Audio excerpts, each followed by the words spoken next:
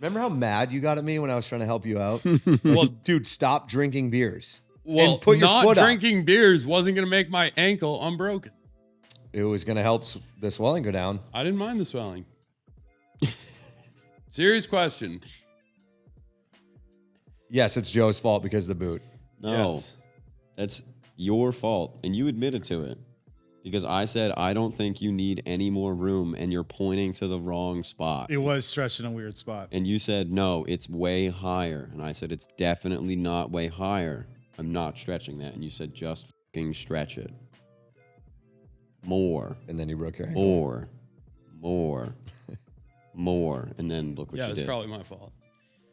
It was probably mostly my fault. Maybe it was preemptive. He needed so much room because he knew his ankle was going to be so swollen. You think it was like a attention-seeking moment? 100%. ASB. Yeah. I didn't even get that much The attention. whole incident was attention seeking. All right, let's just get it going. We're doing all the new skis that are coming out for this season. There's a ton of them. We're super stoked on them. We have Matt, George, Joe here, and I couldn't think of a better crew to do this with. Matt and George, they kind of run the operation with the ski testing and all that. Joe is a ski buyer, boot fitter, salesperson here at the Ski Monster, and one of the best ski testers I've ever met. He is very good at getting on a ski and instantly knowing what the pros and He cons. knows his and shit, yeah. articulating that. So It's all in the feet. excited to have you guys. You love feet. Thanks for having us, Garrett. Yeah, of course. It's nice to be back. Yeah, it's good to be back. Matt, It's great to be back. how are you doing? Oh, Good. wow. You just Yeah, one up good. me with the good to be back. Great to be back. Yeah, It's great. incredible to be back. So it's great for Matt to be back. Why is it just good for you to be back? It's fine. Okay. All right. Well, we're going to change that. We're going to change that here. So, yeah, tons of new skis coming, obviously. And we couldn't be more excited. Tons of really good skis. I can't think of a bad one.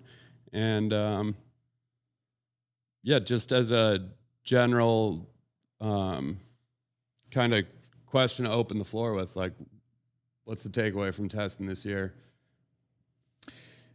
So I think I cannot think of a season where there's been this many great skis that are all brand new. And I can't think of a fall where I cannot think of a season where it's this exciting ski wise. Like normally it's been like onesie, twosie, whatever. I mean, this is like every family collection that skis have been overhauled, and it's all the heavy hitting skis, from Nordic Enforcers, Elan Ripsticks, Bent, Brahma Bonafide are gone. That's replaced with Anomaly.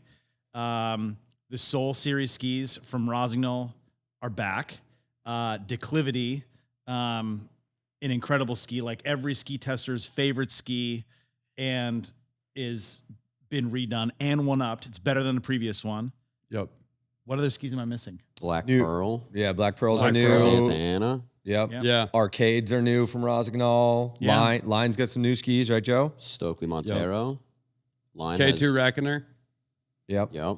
No, like you said, I mean, I can't remember a year that there was this many key, not just like onesie, twosie skis, but like full collections that were rebuilt. So, yeah, it was a killer test season really because of that. There was a lot of stuff to test. Yeah.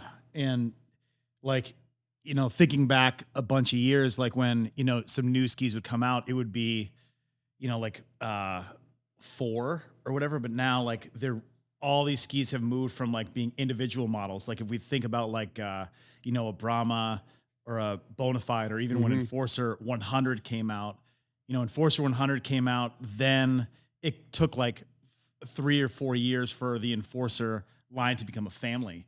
And all these families have been redone. So it's 4 to 5 skis, fully new skis, for the whole family, if that makes sense what I'm saying. Sure. Yeah, I think the only brand not doing that is probably Volcal, right? With M7's new. But even they named it. It's now a family. Yeah, they Kendo goes away. Right now, it's a Mantra 88. It's a Mantra family. Yep. Yeah. It's a secret family. Shh. How many skis, Mantra? 88, 88. 96, 102. 102, 3, So small now family. that, yeah, small family, but yeah, which makes sense rather than having all those separate names. We're still struggling with not having Kendo though. That's been such a staple for so long. It's like to now call that a mantra 88 is going to take a while. Yeah, it definitely feels a little odd. Just looking at that ski because it still has the Kendo blue, so it's like in my head it's hard to change it because the mantra is so associated with the red. Yeah, I think they're the only one though. I mean, that's probably the reason they're doing it now. It is a family of skis rather than just having one name per model. Makes it tough to redo a category when it's just one ski. Yeah, so, it's definitely going to pay off in like a few years once everybody has the mantra 88 in their mind. Right. And kind of that like first year kind of confusion wears off. But so overall with testing all these great new skis, what are the biggest things you've noticed or any trends kind of with all these skis? I mean, the trend is definitely accessibility, making skis friendly at lower speeds, but still maintaining performance for anyone that really wants to charge. And, I think the unspoken benchmark of a lot of these skis is really the Elan Ripstick. That's been, a ski that has been a key benchmark for all of these brands making stuff because they absolutely killed it with that ski for the 2020, 2021 season. Like here's this ski that it's really pretty light. You can ski it at low speeds. It absolutely shreds. And like this, like the amount of different type of skiers that enjoy it is huge. And that really has contributed to the success of that. And other brands are really just kind of, taking a piece of Elan's success and bringing it into their own collection. And like Nordica did a really good job executing on that. Yep. I mean, those skis, they were accessible before, but I think you had to be a proficient enough skier. And now like that ski, like when you get off the chairlift, I mean, you're barely moving, you're going a few miles an hour and you can feel like that ski bend and hook up. Like how great that's going to be for all these skiers that are really trying to, improve and progress and build confidence. Right. I mean, that's apparent from, basically every single new ski. Is there a new ski for next year that doesn't follow that trend? Is there one you can think of? I mean, I don't think so. Maybe Ripsticks. I mean, they started, in my opinion, they started that trend. And I don't think that they're not making the current or last year's Ripsticks, the new ones aren't easier, I would say. I mean, if anything, maybe they got certain models got a little bit more stout, which definitely strong underfoot. Yeah. Better hard snow performance. And they were already easy to initiate. They were already versatile. So the cool part is that they didn't lose any of that. I think they gained Ripstick. I feel like gained a little bit of top end performance. Whereas the rest of those categories, those lineups we're talking about, were already there at the top end, and they needed to be more accessible for, I hate to say the lower end, but that intermediate, easier to initiate a turn, able to skid it. I mean, the biggest takeaway for me on Enforcers was that tail is really unlocked now. Yeah. And you can skid it, slash it, you can dump speed when you need to. I mean, it was always gripped in, any snow condition, especially on hard snow. You tip those things up and they're on rails. But I think what I like most about them, about the change now, is that tail. Yeah. For me, that's what I felt the most, is like, oh wow, you can shut it down on this thing pretty easy when you want. You can, through the trees, bumps, that stuff was a little bit easier. That's where I felt it. And I feel like that was a complaint that a lot of people had about the previous Enforcers, if they did have a complaint at all, was that it was too cumbersome when they'd get into tighter New England trees and or even just some softer snow. It just felt heavier and not as nimble. And now, I mean, those things swivel and pivot through everything really well. Yeah, they make much more sense for any progressing skier, which is any progressing skier now has way more options Yeah. than they previously had. It's like progressing skiers could ski the more demanding skis like the Enforcer or the old Mantra. It just wasn't the best option for them because they're going to There's end a lot up of work. working It's harder. More work. Yeah. Well, I mean, And, even the ski you just brought up, like the Mantra, like a complaint on the record that we've had about that ski is how poorly the M6 and previous generations initiated a turn in comparison to the skis that it actually competes against. Right. Yeah. And the new M7 with the 4D radius, essentially the fourth radius that they added is just a shorter radius at the tip. So when you're at lower edge angles, it actually hooks up, because before, in order to get that ski to really, bite, I mean, the skis need to be tipped up high, Yeah. but in order for a ski to be tipped up high, one, you got to be a pretty good skier, but you do have to be moving pretty quickly. Yeah. So in order to get that ski to come alive now at low speeds, like it's actually happening in the M7. Yeah. You can bend it sure. a little bit easier. Yep. Helping with that. Totally. And we tend to talk a lot about what's actually in the ski, like what's actually in the guts of the ski, the core, the metal layout, carbon fiber, whatever. But I feel like with all these new collections, there's a lot of changing just the rocker profile, or Yeah. the most significant change is like new rocker profile makes a big difference, which is interesting. Where like on the Enforcer, ripstick, bent, and declivity, I think that was really the biggest change, right? I don't remember the exact. Joe can probably speak to all the changes on declivity better than I can. I don't have that one. New core. Yep. I don't think they changed anything with profile and side cut. It went from Karuba to Poplar, Yep. right? In declivity. Yep. And then with like the old declivity 102, they changed the wider waisted declivities to be declivity X. Right. 102, which is like a new metal layup. So most of the metal's focused underfoot where you want that bite and power. And they've taken away some of the metal in the tips and tails to keep it light, keep it lively. And Matt can probably speak better too what the difference between a Karuba core and a Poplar core do. But the new declivities across the entire line are, again, just easier without losing the top end performance that people come to like, or came to know and like about those particular skis. Yeah. Dude, how much of a relief was it to ski on the finished product declivities versus the prototype declivities that we were on in February of 22?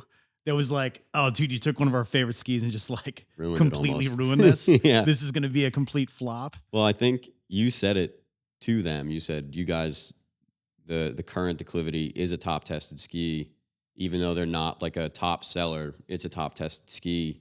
And the prototypes that we were on, you told them this is not a top tested ski for it's a step back. anyone. Yeah. It's like a complete degradation which in performance. which honestly is part of that prototyping process, and we're lucky enough to be a part of that. I think that's part of the reason why we get included on these from certain brands, because they know we're going to be honest, and that's also, it's hard to do. I mean, you went through that with your first focus groups when I was at Fisher, and there's that fine line. You're like, man, all right, these people flew me out here.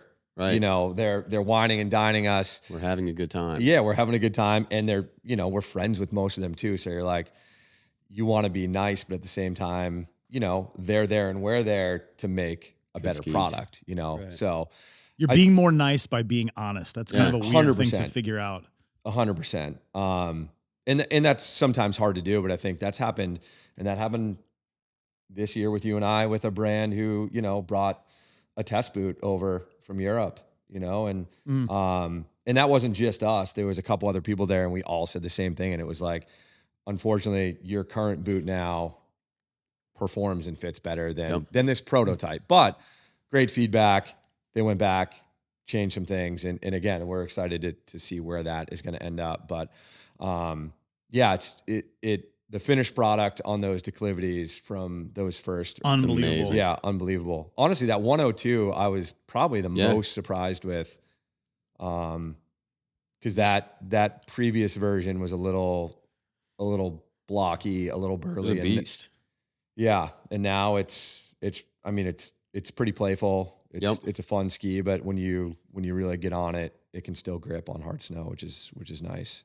The frustrating thing to me about declivities, even before they were redone, is if those skis said vocal mantra or vocal kendo on it, Yep. it would be a top tested ski, no question. It'd be on the Everywhere. cover of magazines, Yep. all that, and retailers would be selling a ton of them. And it's like people aren't willing to, like just believe that Armada could build Yeah. such an amazing performance all mountain ski. Yep. Because it's a bad boy company. Well, yeah, and they got their start in, Park and Yeah. you know, Twin tips. you have Henrik who kills it, Tanner, like Yeah. all these amazing park skiers for all these years. And It'd be fun to watch any of those guys ski a declivity though. Like on a Gurmer or yeah, just shred. And they have plenty of ripping athletes that, that can ski those and do ski those. It's just, I think you hit the nail on the head. It's just from a branding perspective. It'd be like Stokely coming out with, a park ski. Yeah. Totally. Like that would take years Well, and on. years to, lose that race heritage and Right. be like, these guys can perform. But I mean, they're built in one of the best factories in the world.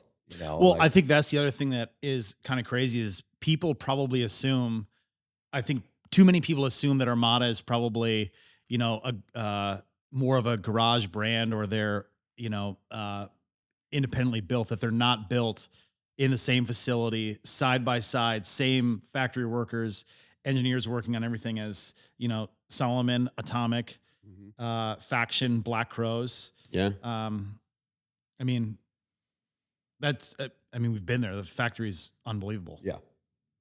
Yep. Yeah. So out of all the skis that are coming to us this fall or obviously on the market now, which ones were you guys part of the prototyping process for?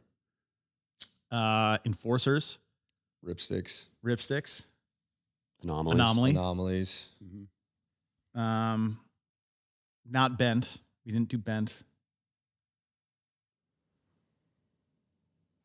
I didn't do Maverick 105. Did you? Ski it.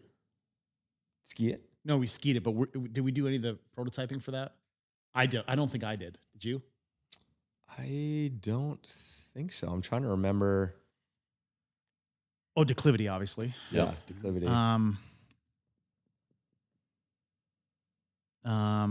We did not do Sender Souls.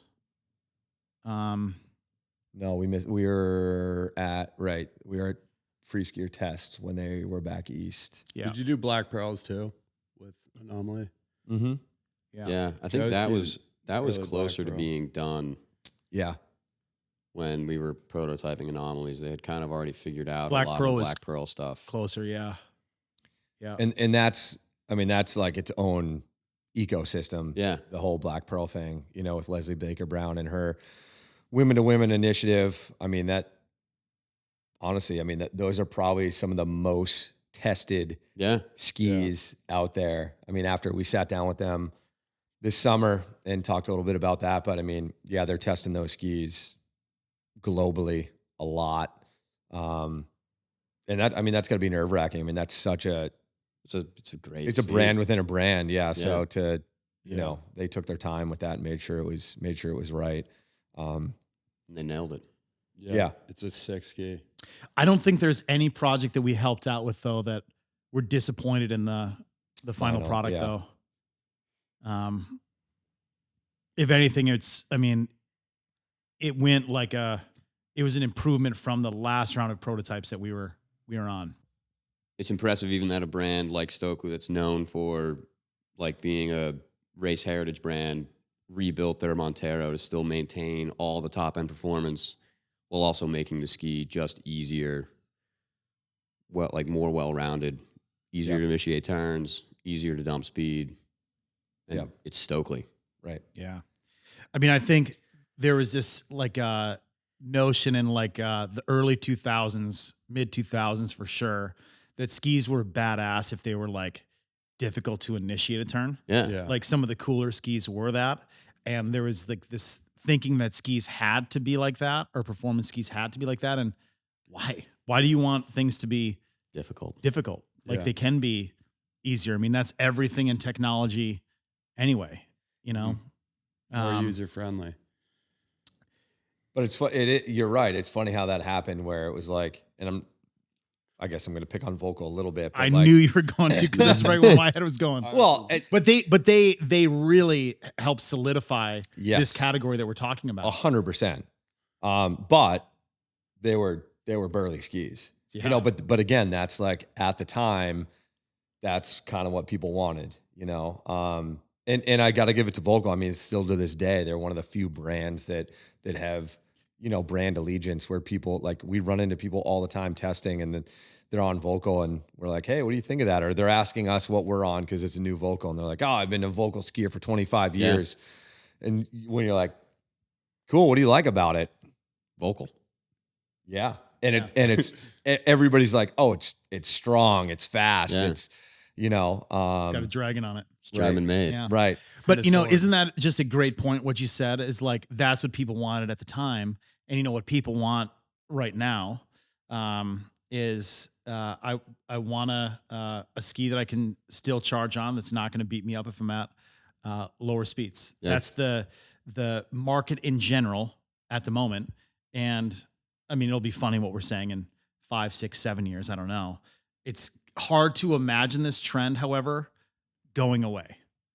Like Yeah, once people get right. on so many of these skis from this year, because they are really pretty big improvements. Like I would say, you know, any skier that is looking at an Enforcer, a Ripstick, a Brahma or Bonafide from last year, just get this year's stuff.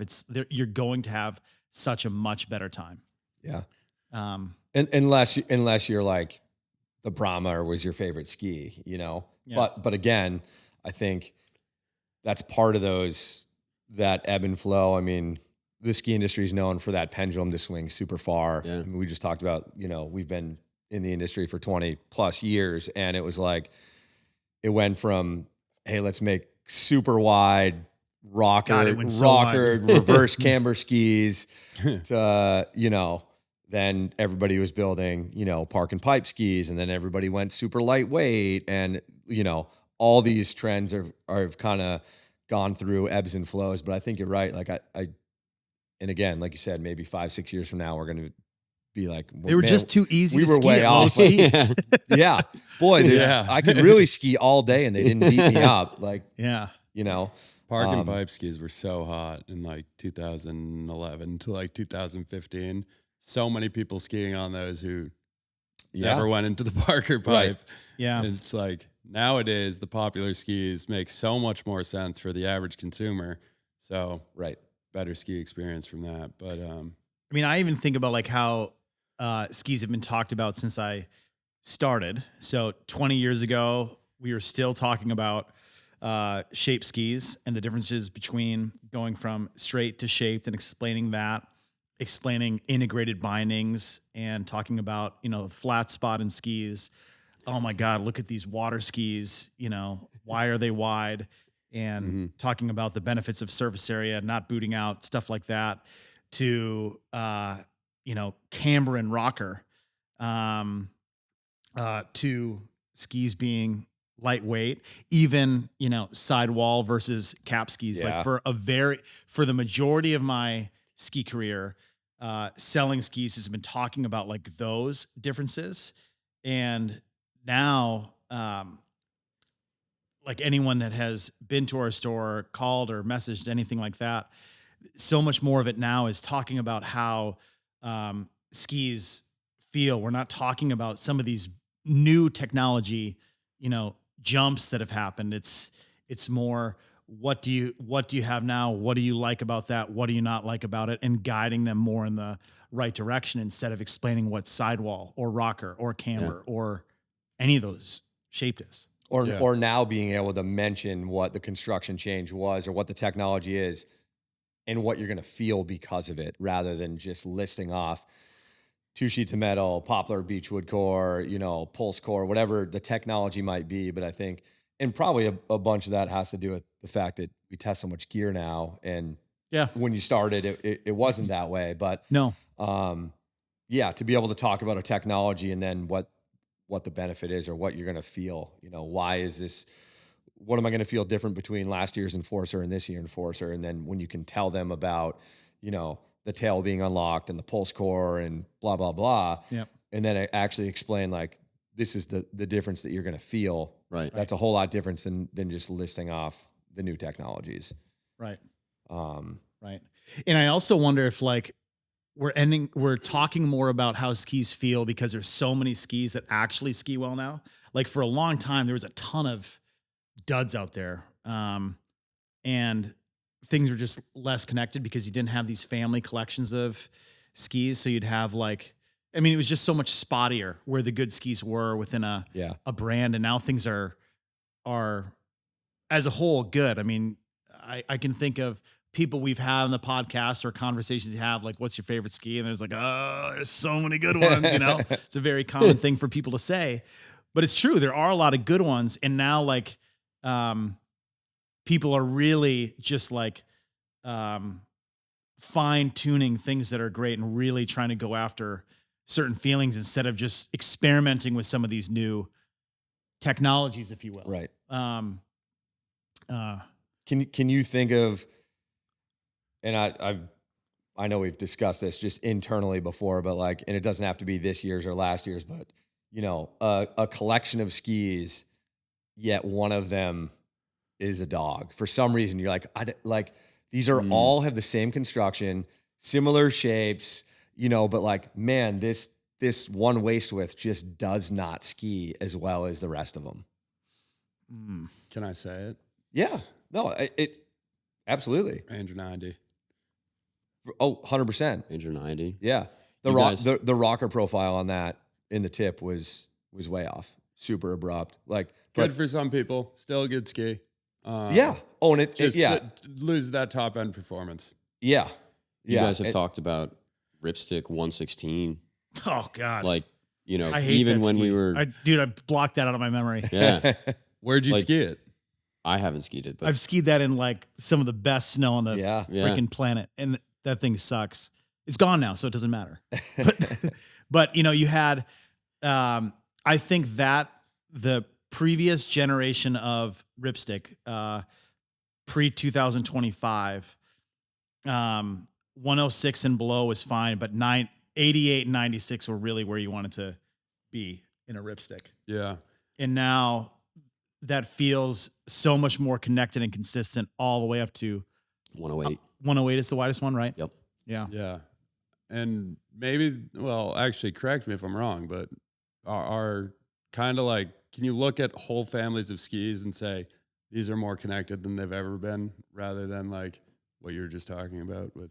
I think so. Yeah. Has I mean, that become was more another of a- point of like of consolidating the Enforcer? construction Yeah. story and yeah. All those skis feel really similar. 89, You're on an Enforcer. 94, 99, 104. It's more, you're not going to find a bad ski there, and you could tell it's an Enforcer. You just pick a waist width based on where you're skiing and what kind of skiing you're doing. Yeah. And I think that's part of, I mean, you mentioned consolidation, so brands don't have so many SKUs. I think that's part of it. But I also think now with the trend of skis, becoming a little bit more accessible, you don't necessarily need, Rangers and Ranger Frees, Enforcers and Enforcer Frees. Yeah. You're kind of blending those together. Obviously, Nordica now has Unleashed. Those are more their free ride, free skis. But I think I personally feel like these collections definitely are fitting better together now, and they're all skiing more similar. It's impressive too. Like the Bent is a good example. I mean, how many people have we worked with that buy a Bent 100 and they're like, I love these. I'm going to get the Bent 110 because it's going to feel the same, but it's going to do better in deep snow, or have the 100 and the 120. There are people out there that do that. There are people that buy or bought an Enforcer 89 and could easily buy the 104 if they want the same feel. That's just more tailored for softer snow conditions. And that's a good point. Sorry, Garrett, go. The Bent is another good example of one standout. The 90 is not like the others. Yeah. Like the 90 is great for park skiers. It's so much more park oriented. It's just not like I wouldn't put somebody who just like goes up to Sunapee or Loon and skis groomers on that ski. But I would be more likely to put them on a Bent 100, even if they're not skiing. And I soft think snow. that's part of the confusing thing of like the Bent family is a good example, is you would, with knowledge that people have of skis and waist widths and all that, you would make an assumption that the 90 is going to be able to rail turns better than the 100, and it doesn't. Yeah. And the nice thing about the connectiveness of, we use ripstick before and Enforcer is like when you go into the wider or narrower waist width, you are getting what you would expect to get. Mm-hmm. And you don't in the Bent 90. No, you don't. Just that. That should almost be a separate thing. Yeah. Should be, Which is odd because you were right. I feel like it's the same way with the Ranger 90 as well, where it just doesn't. Something about that 90 number, dude. Yeah. But that's interesting too, That's because why they went 89. Atomic is one of the few brands that didn't do a full collection this year. For 25, Bent 100's new, Bent 120's new. Yep. 90, 110 stay the same. And then in the Maverick line, 88 and 95 are the same. yeah, 105 is new. Brand new ski. Yep. They have a 105 is so much better than the and 100. 100. Oh my God. Well, that would have been a prior example of a standout So that was my dog. in as my head. Berkowitz That's said. what I was thinking is when they launched Maverick, which we were a part of that as well, prototyping process. And oddly enough, like we felt like the 100 just did not ski as well as the 88 and the 95. Yeah. Which is a shame because it had the sickest graphic. Well, what's crazy about that not skiing as well? So we would have done that in 2020. Yep. So it was, one of the top selling skis was Enforcer 100. Yeah. And I mean that loses to an Enforcer 100 every day, all day. Yep. Unless you don't like skis that ski well. But Maverick 95 and 88, Yeah. really, really good. Yep. The new 105, awesome. The 100 it's a dud. Yeah. Yeah. And that was the case of that is when we tested those at Snow Basin with their team, they had 88, 95. We never skied a 100 prototype because I don't think they had it. Right. But we left there pretty pumped about the performance and the versatility of that 88 and 95. And at the time, they still are, those were light skis that performed that well and were actually like still felt damp. Yep. Power to weight ratio. Yeah. Yeah. It was crazy. But then I remember obviously they came to market. We demoed them all, tested them all, and we were all like, man, what is up with this 100? And then missing even the some, Berkowitz feedback. Bent in the front, red stir in the back. but doesn't sound not to bad. pick on those guys that again, that's getting redesigned, Yeah. for the following season. But yeah, that one of the brands that didn't redo a full collection, and They have enough W's over there at Atomic. yeah, and it comes down to, they spread their investment money around. There's new boots and all sorts of stuff. Thinking of skis for next year that are more disconnected, like the Soul Centered 92 and 102 follow the same thing as Bent 90 and Bent 100. The Soul Center 102 is more confident skiing than the 92. Yep. Interesting. Yep. And again, I guess, A weird thing to do for 2025. Yeah. yeah. Like you'd think we'd be working through some of those. And it's a little confusing because Arcade is brand new, Yeah. 84, 88, but there's still some experience skis as well. Yep. Yeah, Arcade only goes up to 88, I think.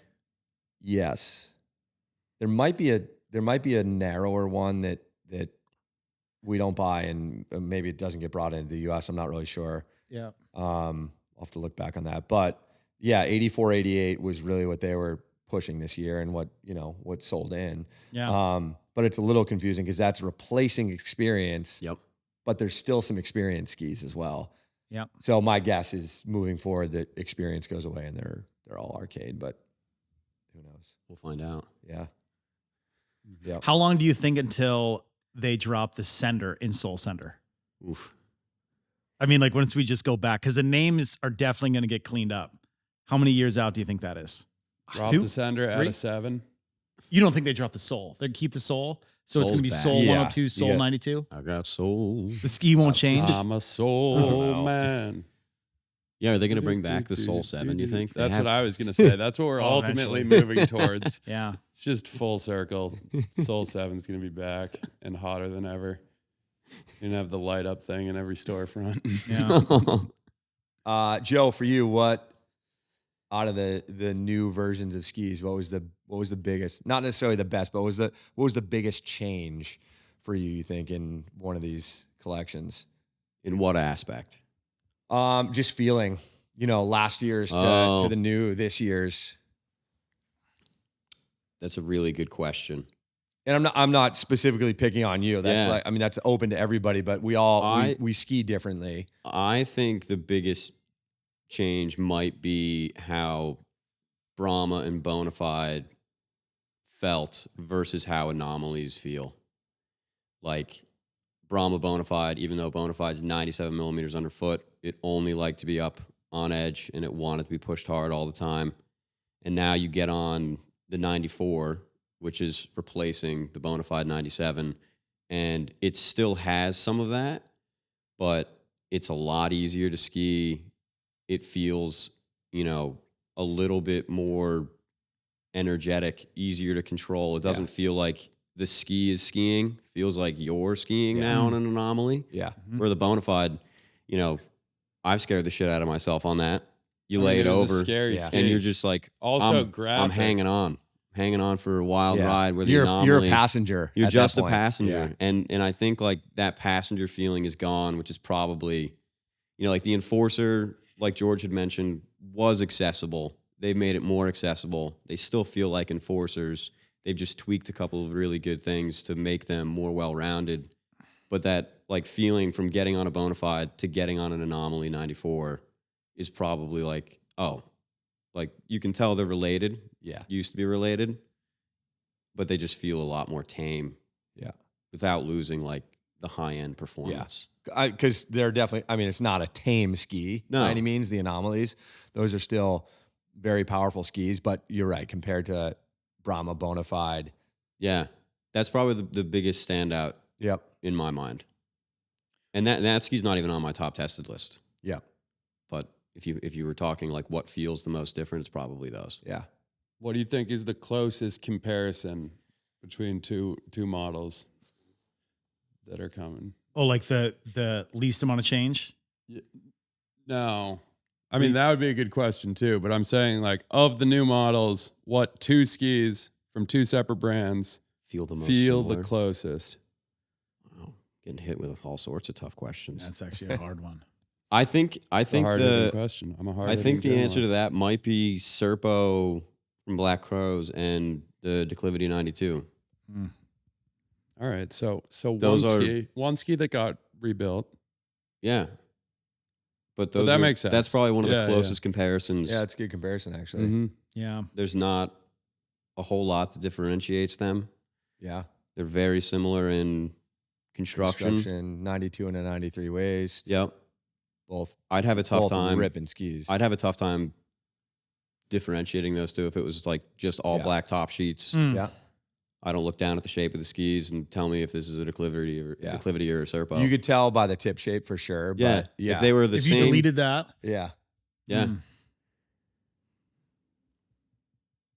Yeah. Most subtle change, at least for me, is probably out of those that we're talking about, it is probably ripstick. Yep.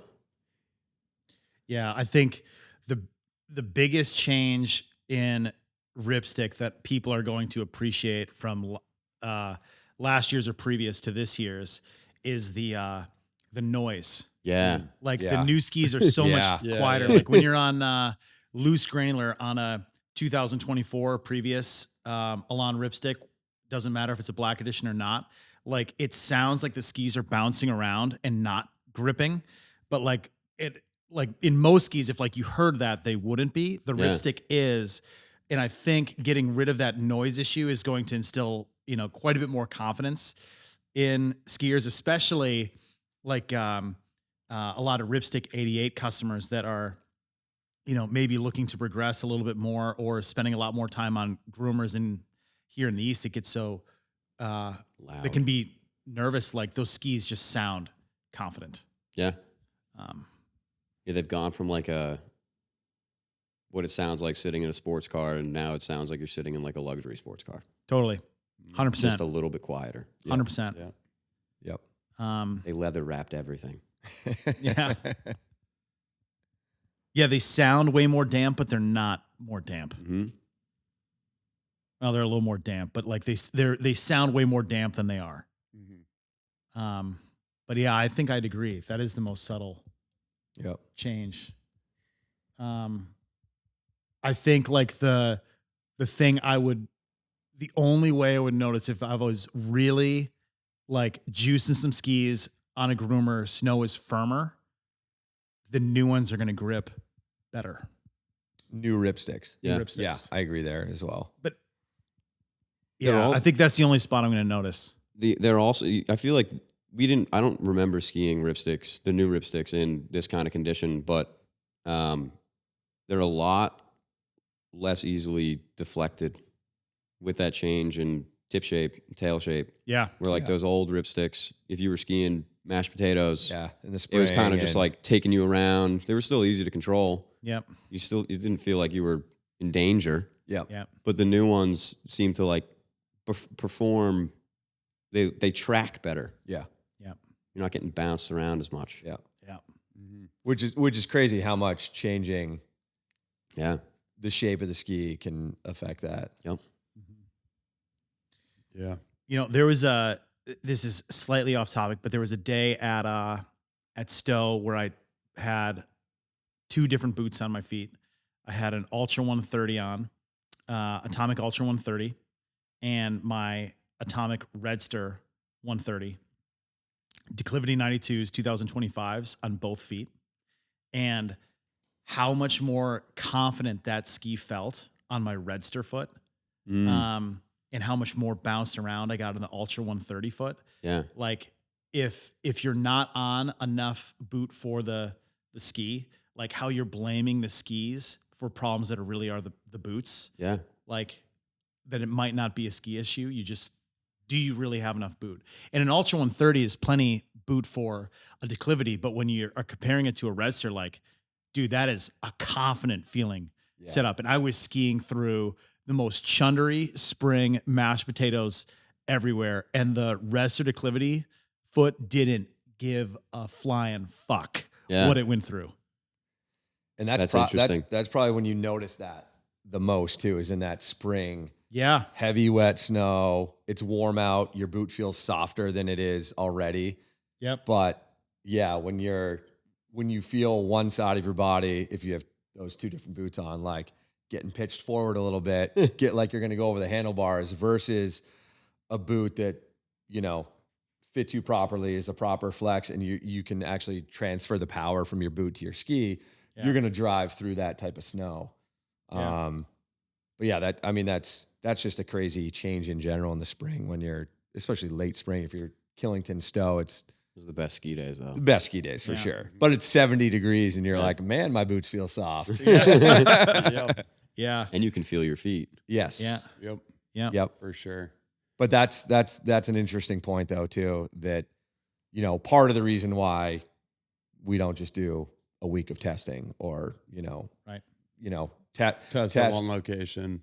Yeah, test multiple locations, multiple conditions all year long, because that long-term test in multiple conditions is where you can confidently talk to somebody about what you felt in hard man-made January snow versus maybe some softer natural snow and then spring slush. Right. So yeah, that's all part of that testing procedure, and obviously it's a fun part of the job, but knowing what you're feeling through those different conditions, different temperatures, different boots. George goes through a million different boots a year. Skis completely differently depending on what boot he's on. Oh God, wasn't that crazy? Crazy. Oh yeah. dude, I thought I needed to go to like physical therapy. Like I needed to, like I had all these fucking, dude, dude, I was getting older. My hair was getting a lot grayer. I'm like, I think I lost it, man.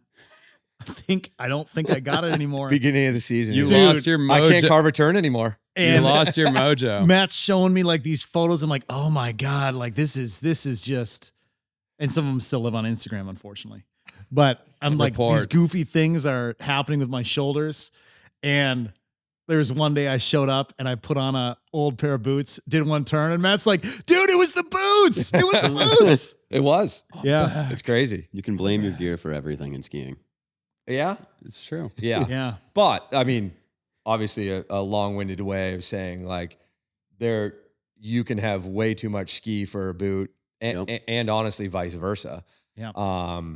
So it's finding, that balance and where you ski, what your priorities are. And, that's one of the difficulties of the job of getting somebody in the proper gears, figuring out what they're looking for, where they ski. Right. Well, I mean, like the whole reason we spend all this money and resources and time doing all this testing stuff is so we have customers be as happy as possible with us. And I truly believe that if we've exceeded their expectations, they're going to tell a bunch of people, and this whole thing spreads by word of mouth.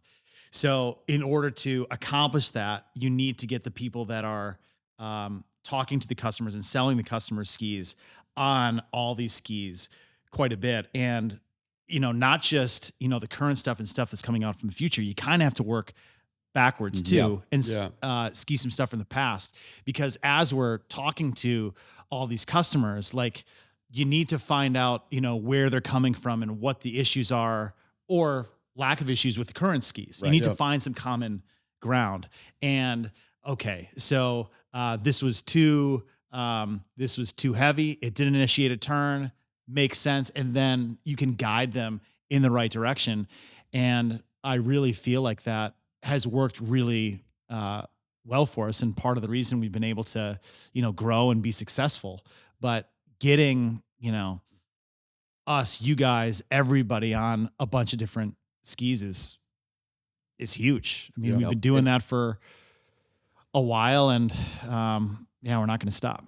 Yeah, it's funny how you brought up the old. Sorry for interrupting. Bring up some of the old models of skis, which I agree. I think is important. I mean, one of the brands that built new skis for this year for 25 brought out a benchmark ski from 10 years ago. Yeah, which I had never seen happen before, which I thought was pretty cool. Yep.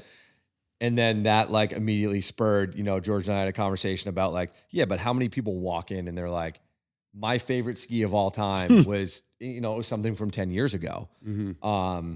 Or even 5 years ago. That's maybe, we talk about our favorite version of the mantra, and different people here have a different favorite version, but that's a ski that's it's been around a long time. It's gone through a ton of iterations, both construction wise, shape wise, rocker wise, flex profile.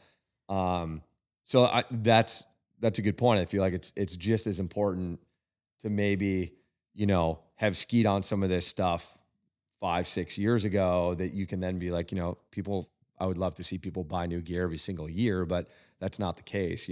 Somebody walking in saying, we're going to go through this in another 5 years. Oh, my favorite ripstick was this. My favorite enforcer was this. Yep. And then to be able to be like, oh yeah, I remember how that ski felt, how it skied, blah, blah, blah. This maybe is the most similar now to that. But again, that's all that cyclical stuff that we're going to go through, who knows what the trend's going to be in another 5 or 6 years, but the M5 is going to be back. M5 is back. Yes. Yep. The spatula is coming back. Yeah. We were just talking about the spatula with yesterday. the Soul 7. Really? Yeah. The good old spatula. I was more of a pontoon guy. Yeah. Once he came around, but yep. 2 skis that really swung the pendulum. Oh my God. far. All the way. yeah. All the way. Did you ever ski a spatula? Oh yeah. Really? Yep. Wow. Yep. 125 underfoot. And a pontoon. Yeah, those are crazy. And then 80 in the tip. God, what was Nordica's? They had a 140 underfoot. That's it? That's it. Was it 140 in the tip, you said? No, I think it was 140 at the waist. That's for all mountain days. That's This is crazy. when everybody was making crazy powder skis. Yeah. Oh my God. Yeah, that was a weird era. Yep. Like, I mean, the K2 Obsessed, Yep. when that came out was, And the Hellbents. dude, I spent way too many East Coast days in that thing. Hell yeah. But like you were just going for a different, I mean, like, you know, the years prior to that, I was on Mantras quite a bit. And then like, here's this different, you know, feeling. And it was, I mean, that's where the stoke was. I mean, that's just yeah. what you did. And then everyone realized it doesn't make any sense. But it Took a looks cool. while. Look at that rocket, dude. But I think that's what's different, like about some skis now, is like stuff right now is making a lot more sense than it did Yes. 10 years ago. Yep. Yes. I think that is a huge point to be made is people are getting on skis that make sense for them more frequently. Yep. Manufacturers are building skis And that that's a make good sense. thing. Like the popular skis make sense. And yeah, but slightly off topic again, but Berkowitz, I did kind of want to talk about your trip out to Utah with Atomic. Yeah. It's a little different than what we've talked about. We haven't really gone into specifics about testing on snow, but Yeah. I mean, that trip was, I mean, obviously there was testing there. It was deep. yeah. And cold, and I mean a crazy experience. But yes, they did have Chris Benchetler was there. They had new 100s, they had new 120s, they had 110s there as well. Yep. Rubens was there with some of the new Backland skis. And then Darren Ralphs was there as well with the new Maverick skis, and obviously the team from Atomic. So, but yeah, incredible experience. Yeah. Like I said, the snow was deep, so I think I only took a couple runs on the 100, but spent a good amount of time on the 120 and then the new 115. But Maverick? yep, Mav 115. yep, Nice. yep. That's sick. Yeah, and there was some cat skiing, there was some touring, there was some UTV accessed skiing. They had some UTVs with some tracks on them, and That's you know, sick. so a little bit of everything. Like I said, it was a pretty crazy, awesome experience. Hell yeah. Was that your best test day? No. Don't lie. Dude. That was my deepest test day Think for of sure. all the good Okay. times. Test days. It's such a political answer. I mean, best for powder, 100%. Okay. Yeah. You know, it sounds awful, but like it's tough to go test a 95 or 100 millimeter wasted ski when there's, 30 inches of dense snow. Yeah. But I think that's a problem that so many ski testers run into when they're testing skis. You're not using them in the conditions they were designed for, and then you're bitching about how the ski performed. Like, Yes. what are you doing? Right. Yeah. Yep. I mean, that's just so ridiculous. And Yeah. I mean, that's just honestly, that's just bad ski testing. Yeah. Like, okay, it's a fine thing to know. It's fine to find out where the limits of a ski are, but when you're deliberately you're not trying to use the ski where it was designed for. Yep. It's pointless. Get out of here. Yeah. If you want to properly analyze skis, you have to be able to know what they're good for. Like you can't test a race ski and then criticize its versatility. Yeah. Find the limit of a ski, sure. But if you found the limit, don't go beyond the limit and then complain about it the whole time. The limit exists. Yeah. Too many of those reviews live on the internet, unfortunately. Yeah. Yeah. And that's the hard part about, certain places. And again, part of it's a resource thing, but like testing skis for 3 days, 5 days at one location in 1 month, again, you have to, I'll hand it to some of these media outlets who do that. And then they have to pivot and be like, okay, we think the best snow is going to be this day. This is the day we're testing powder skis. Mm-hmm. Some years there's no powder at all and you're testing powder skis. Like that's pretty tough. Yep. Other years it's a 3 or 5 day test and a storm rolls through Utah, Colorado, California, wherever. And you have to go test, 78 millimeter front side high performance P skis through like chopped up powder. They don't do well there? I mean, they can, but again, I think, that's part of the reason why we do our best to test in multiple locations all year long, multiple conditions. Well, and we have a fleet that we can pull from, anytime. Yeah, it makes it a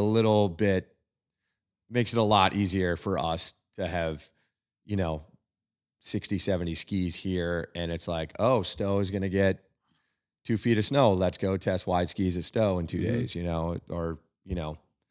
it hasn't snowed. There's a bunch of man-made snow. We're going to test frontside skis. Yeah. And have Malibu margaritas. Right. No, but that, and I get it. Like I said, it's a resource thing. A lot of these tests get planned a year in advance. So there's nothing, Well, dude, even our fleets get planned. Like, yeah, kind of, would you say 9-10 months?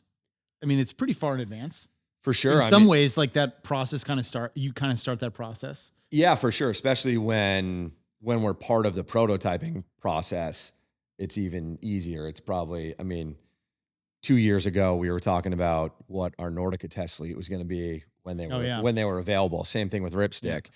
I think that the makes it a little easier on Joe's part too, as far as buying goes down the road. Like, hey, do we need every single waist width? Are we going to buy them? For the most part, even if we don't buy it, we're still going to test it. Yeah. Even if a waist width doesn't necessarily make sense, we don't sell a ton of 120 waisted skis, but we still go out and ski them and test them. Yep.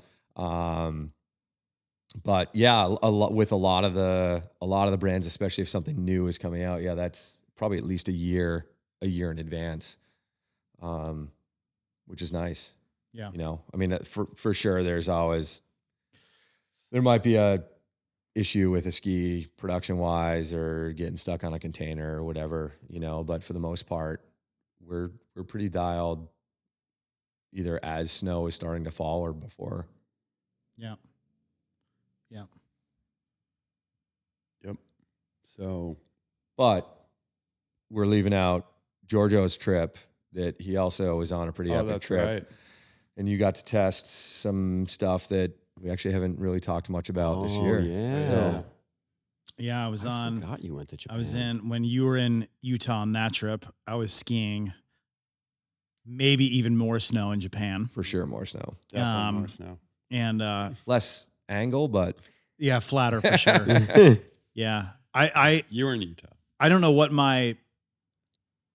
I thought Japan was going to look like, but it was flatter than I expected.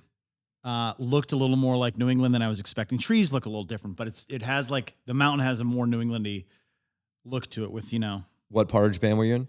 I was in Niseko, on Hokkaido.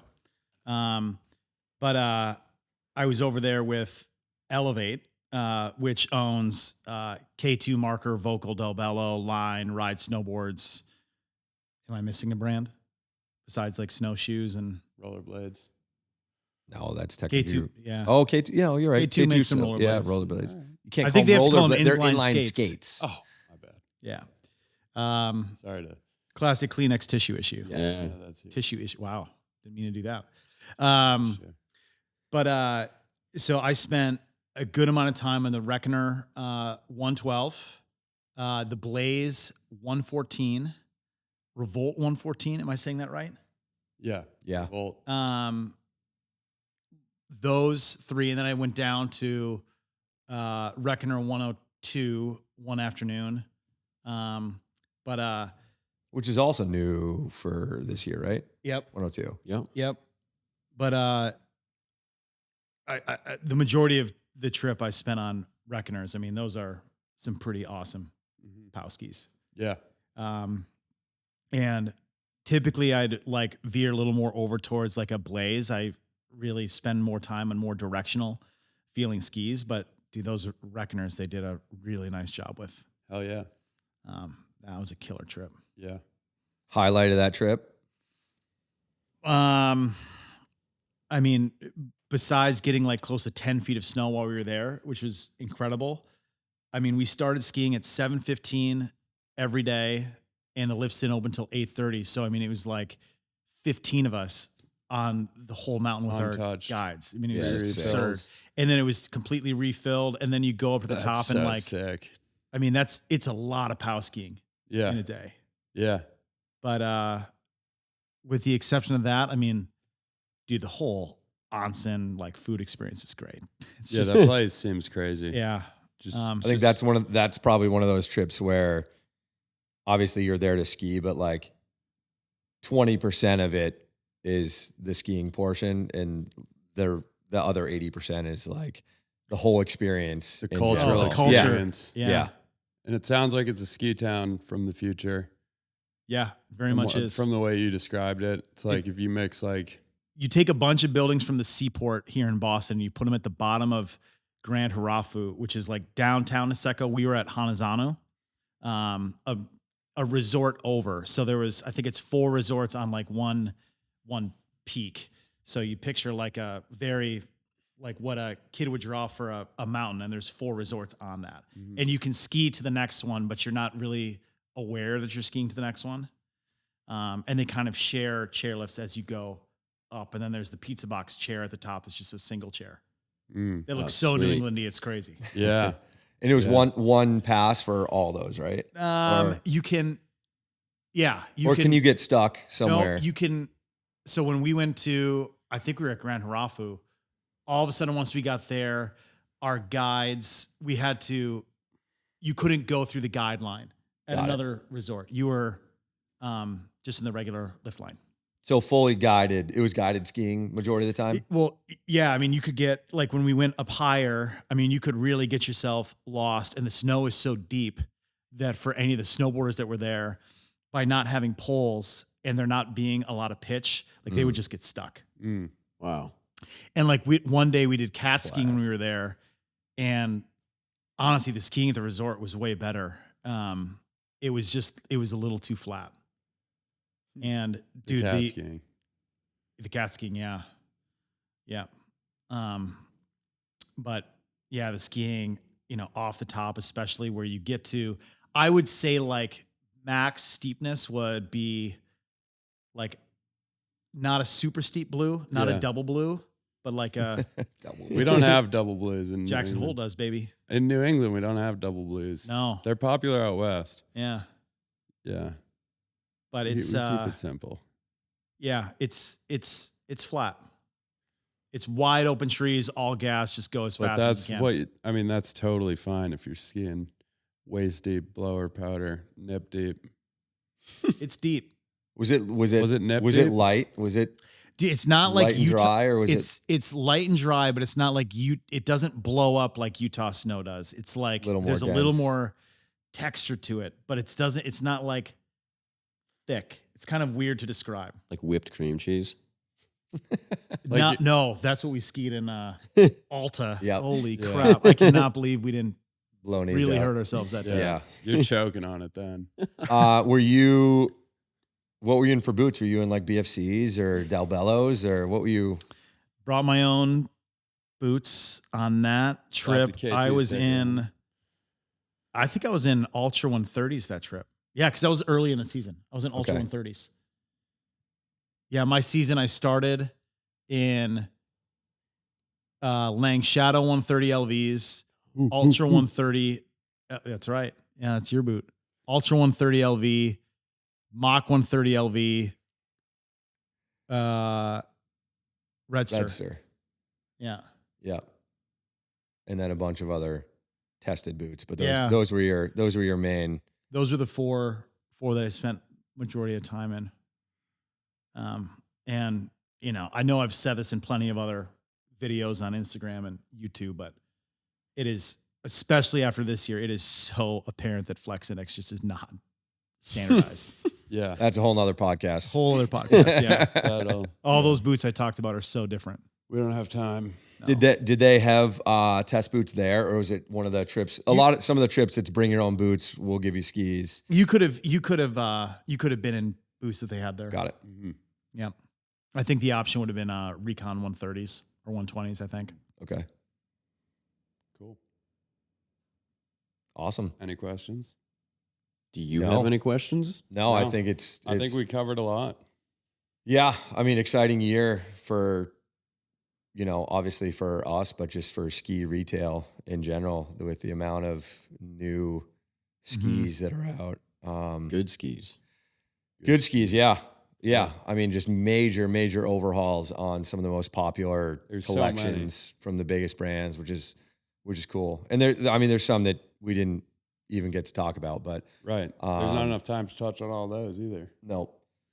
But no, exciting year. I feel like, George and I were talking about this morning. We know of, a few new skis that are being worked on for 26, but lot of boots that'll be coming out. Yeah. Yeah, a year from now will be a big. There'll be some good boot changes, but I mean, nothing like the ski changes that we have this year. I mean, Yeah. to say it again, like this is like the coolest year of new skis I can think of. A bit of an anomaly, you could say. Oh, wordsmith. Jeez, 'em. Yeah. They really. Don't do it. Don't do it. Stop. Wrap us up, Garrett. Take us home, Gary. You won't let me make my bent joke. I didn't even know where he was going to go. But yeah, that wraps it up. But there's not too much. I mean, the huge difference with boots this year is the amount of boas on new models, which we'll cover on other episodes. Yeah. Yeah, let's do that in another episode. Yeah. Yeah. But for skis, I think that might be it. Yeah. Get them. They're sick. Mm-hmm. Joe, I'm just waiting on you, dude. you got anything else? No, You excited for the Sox game? I'm very excited for the Sox game. Nice. I'm going to wear my Matt, boots to the Sox game. You want to come to the Sox game? You should wear your Redsters to the Yeah. game. Hell yeah. Ugh, Team colors. it'd be so tough to walk in. There's no grip walk. All right. All right. Thanks, Thanks Garrett. for tuning in. Thanks for having us, Garrett.